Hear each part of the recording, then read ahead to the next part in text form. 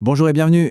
Alors, aujourd'hui, on va s'intéresser à quelque chose d'un peu inattendu. On va voir comment un simple objet du quotidien, les toilettes japonaises, peut en fait nous en dire énormément sur toute une culture. C'est un sujet, vous allez voir, qui est absolument fascinant et c'est parfait pour démarrer une conversation en échange linguistique. Allez, pour commencer, petite devinette. Quand on pense au Japon, on pense souvent au mont Fuji, n'est-ce pas? Eh bien, qu'est-ce qui pourrait bien impressionner davantage les gens qui y vont pour la première fois? Je vous le dis tout de suite, la réponse va sûrement vous surprendre. Eh oui, ce sont les toilettes de l'aéroport. Incroyable, non? Pour énormément de voyageurs, c'est vraiment le tout premier contact avec le Japon. Et c'est une expérience qui les marque. C'est comme un petit aperçu du futur dès qu'on pose le pied dans le pays. Alors au programme aujourd'hui, on va d'abord découvrir cette fameuse expérience des toilettes japonaises. Ensuite, on plongera un peu dans l'histoire pour voir d'où ça vient. On explorera la culture qui se cache derrière tout ce confort. On parlera aussi du miracle des toilettes publiques. Et bien sûr, on verra comment transformer tout ça en un super sujet de conversation. Ok, première chose à comprendre, au Japon, les toilettes, ce n'est pas juste un endroit fonctionnel. Non, c'est bien plus que ça. C'est vraiment la représentation ultime de ce qu'on appelle l'omotenashi. C'est ce concept d'hospitalité japonaise où tout, absolument tout, est pensé pour le confort de l'invité. Imaginez un peu le truc. On s'approche et hop, le couvercle des toilettes se lève tout seul, comme par magie. On s'assoit et la lunette est chaude. C'est un petit détail, mais ça change tout, surtout en hiver. Ensuite, un petit jet d'eau tiède s'occupe du nettoyage en douceur. Et pour finir, on n'a même pas besoin de tirer la chasse, elle est automatique. Franchement, c'est une succession de petites attentions qui laissent beaucoup de visiteurs sans voix. Bon, tout ça, ça a l'air super moderne et salé. Mais il faut savoir que ça n'a pas toujours été comme ça, loin de là. Pour vraiment comprendre cette révolution, il faut faire un petit bond dans le passé, à une époque où la situation était, disons, radicalement différente. Avant cette ère high-tech, la norme, c'était les washiki. En gros, des toilettes à la turque. Pour les non-initiés, c'est un défi pour l'équilibre et ça demande des cuisses en béton. Disons que ce n'était pas très populaire auprès des visiteurs. Le contraste avec aujourd'hui est saisissant. On est passé de ça à de véritables petits trônes de technologie super accessibles et confortables pour absolument tout le monde. Et quand on dit que c'est répandu, ce n'est pas un euphémisme. Aujourd'hui, plus de 80% des foyers japonais ont un washlet, ce siège de toilette avec bidet intégré. C'est énorme, ce n'est plus un luxe, c'est devenu la norme tout simplement. Et comment est-ce devenu si populaire? Eh bien, en partie grâce à des campagnes de pub assez audacieuses pour l'époque. Toleto, la grande marque, a lancé ce slogan qui disait en gros « Même mes fesses veulent être lavées ». C'était un peu direct, un peu osé, mais ça a marché. Ça a complètement dédramatisé le sujet et a aidé à faire de cette nouvelle hygiène quelque chose de normal dans l'esprit des gens. Ok, la question qu'on peut se poser, c'est pourquoi? Pourquoi aller aussi loin dans la sophistication pour des toilettes?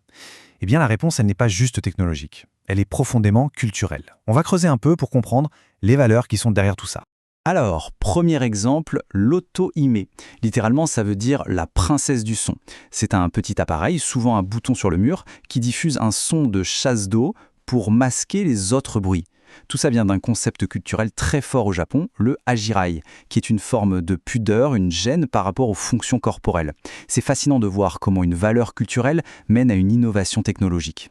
Autre élément très typique, les chaussons de toilette. Oui, des chaussons juste pour les toilettes. L'origine de ça, c'est une idée qui vient de la religion Shinto, qui fait une distinction très nette entre ce qui est pur et ce qui est impur, le kegare.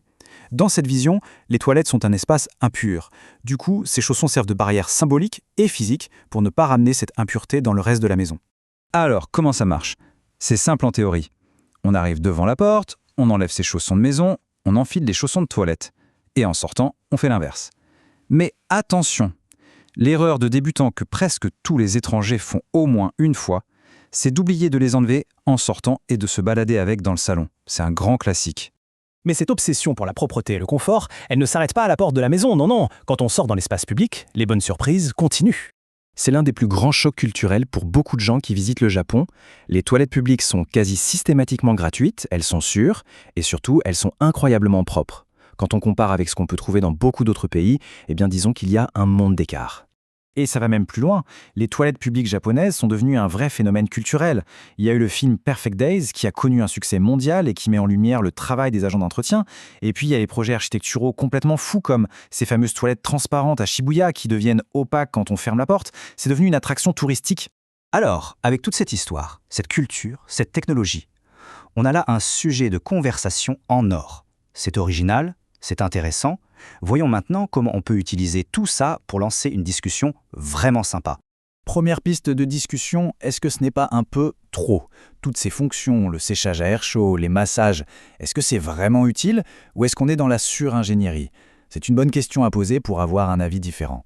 Deuxième idée, plus culturelle, cette fameuse princesse du son. Qu'en penser?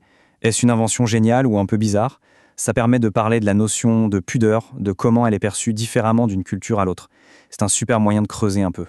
Et enfin, troisième sujet, les toilettes publiques. C'est l'occasion de demander comment ça se passe dans le pays de son interlocuteur. Est-ce que c'est propre, payant, gratuit? Comment la propreté est-elle maintenue? C'est un bon moyen de comparer le fonctionnement des services publics. Et pour rendre la conversation encore plus facile, voici un petit lexique.